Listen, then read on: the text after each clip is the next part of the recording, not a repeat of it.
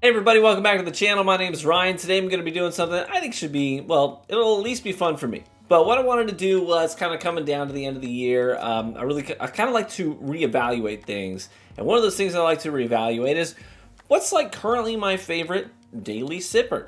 So what I did is I narrowed it down to 3 things that are readily available that I think are worthy of being called daily sippers, that any one of you should have access to all of these bottles no matter where you live in the States. So the 3 bottles that I narrowed it down to are Wild Turkey Rare Breed, you have Old Forester 1920, and then a newcomer this year to the daily sipper genre, I think, is Bardstown Bourbon Company's Origin Series Black Label, which is the wheated bourbon. So I had my wife go ahead and pour these blind samples for me. She slipped on pieces of paper underneath each coaster what each glass is. So she poured them blind with me out of the room, so I don't know which one's which. So I'm going to try and remain impartial. And quite simply, today, I'm just going to sip them and see which one I like the best. I'll rank them 1 to 3, and then we'll reveal what they are, and we'll see what my current favorite daily sipper is. All right, so a quick overview of the bottles tonight. First and foremost, Wild Turkey Rare Breed. You're probably not a stranger to this bottle. A lot of people refer to this as one of the best values in bourbon, and I couldn't agree more. So Rare Breed, always a very consistent choice. I think it's just got everything that you would want out of a good bourbon, plus you get that extra proof point at 116.8, a very competitive price tag for it. Always a great pour. Next up, we've got from the Whiskey Row series from Old Forester, the 1920. Again, same price point as the Wild Turkey Rare Breed. So again, also high proof point. This is 115. And historically, I've been a big fan of this bottle, although there has been some chatter of late of a decline in quality. So a lot of authorities in the whiskey community have started to say, hey, is it just me, or is this bottle tapering off? So it's staying the same price tag, staying the same labeling, everything looks the same, but it's not hitting the way that it normally hits. So hey, we'll see tonight if it hits or not. And the last bottle, this is the Bardstown Origin Series Black Label, and I swear by this bottle. I love this bottle. This is the 3rd bottle this year for me that I've owned because it is such a great daily sipper. And if I had to make any predictions, I think this one might take it for me. It's 100 proof, so it's like bottled and bond. So of the 3, it is the lowest proof point. But it's 6 years old, it's well aged, 68% corn, 20% wheat, 12% malted barley, and an absolute banger of a product. And the difference here is that this is actually cheaper than the other 2. So this bottle will run you about 45 bucks. So if this one wins, hey, even better for us because it's like 15 bucks cheaper than you're going to pay for these other bottles. All right, I'm going to dive into these Glencairns. I'm going to go from my left to right facing them, starting here and then going over to here. So glass number 1 will be the one on my far left when I turn to face them. Now before I grab them, I'm actually going to move these out of my peripherals because I don't want to see the liquid in the Glencairn and like see the colors of the whiskeys right next to them. I think that would maybe mess up my impartiality a bit, so I'm going to move these out of the frame. All right, first glass. Nose is nice. A lot of caramel, heavy oak, and a slightly floral quality about it too.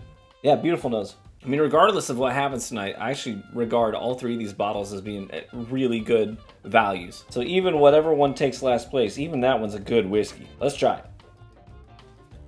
Drink's kind of hot, really oily, really coating everything in there. Very viscous. The finish is a little tannic though, on the sort of like a dry oak kind of a note. Maybe hints of like cinnamon and clove in there as well. Now this is my first sip of the night too, so I will always loop back around and come back to the first one as well and give it another fair shake after my palate's sort of acclimated. You have to sort of remind your palate sometimes. It's like, oh yeah, I can do this.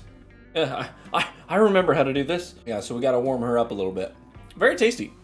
Let's move on. Glass number 2. Nose is not quite as potent, doesn't hit you quite as hard. There's some soft butterscotch in there, almost like the Werther's Originals on the nose. Maybe like a buttercream frosting. I almost get like even a honey roasted peanut on there too. Yeah, very nice nose. Not as pungent in your face. A little bit more delicate, softer, sweeter. Yeah, that honey roasted peanut. What a great note. Let's try it. I mean, what's not to like? Everything that I got on the nose, I get right there on the palate. Werther's Original butterscotch candies with Plenty of vanilla in there too. I don't get a lot of that roasted peanut though, I will say that. It's a little bit more on the simpler side. But the notes I'm getting, quite delicious, quite tasty. I could sip on that anytime. The finish kind of brings it away from just quintessential bourbon flavors and kind of takes it into some, I don't know, like crisp, cleaner flavors. I think of like a little bit of like a mint kind of a quality on just on the finish alone. I like that a lot. Let's move on. Ooh, this nose, are you kidding me? The first thing that popped in my head was like bananas Foster.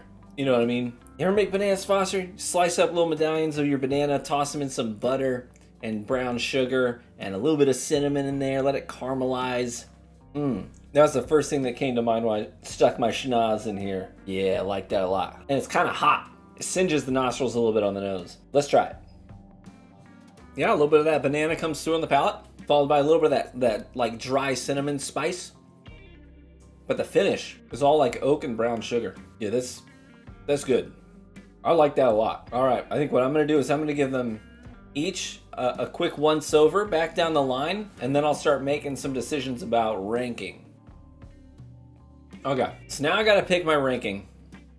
And, you know, it's funny, blinds. I feel like I could do the same blind from a different night and maybe come up with something that's completely different. You know what I mean? That's just the way that it goes with blinds. But for my palate tonight and what I'm liking, I'm gonna go with 2, 3, 1.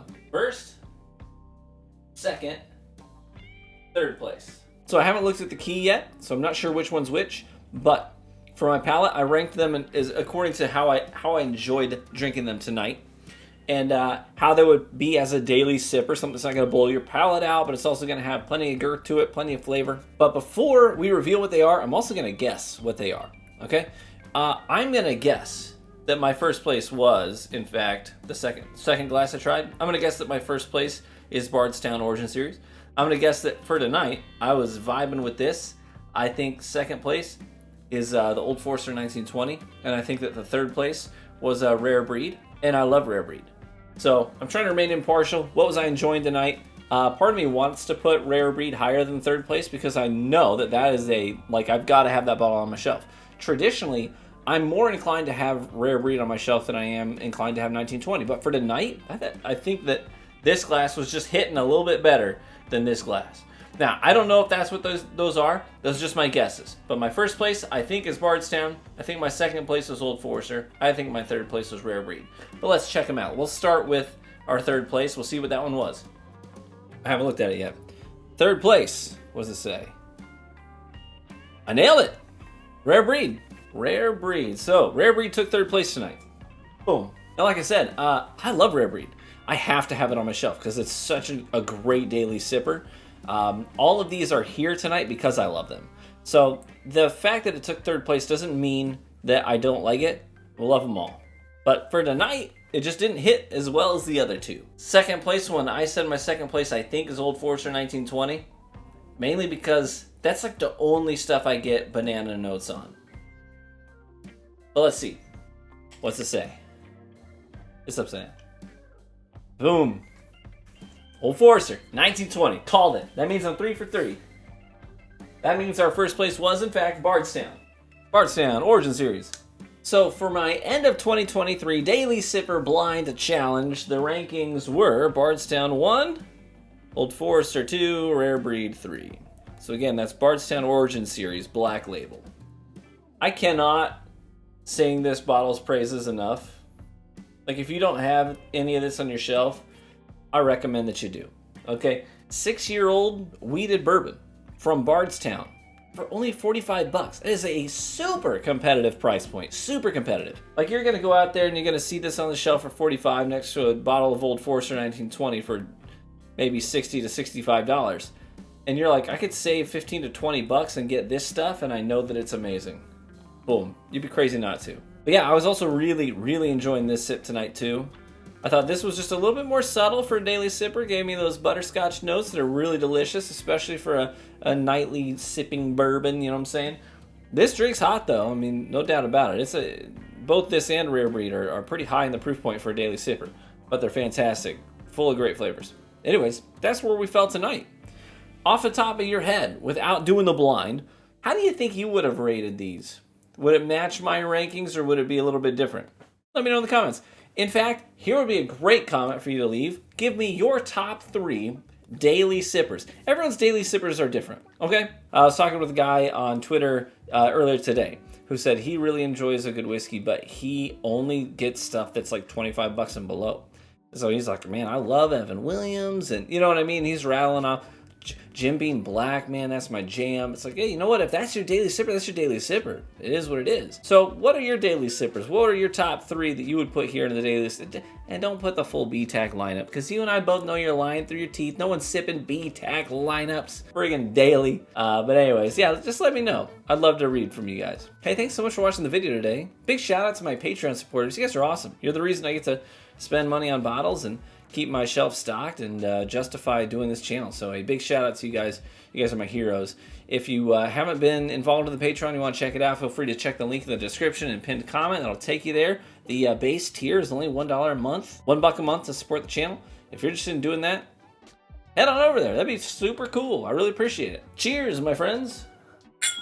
May you live richly and get better with age. And we'll catch you in the next one. Bye-bye.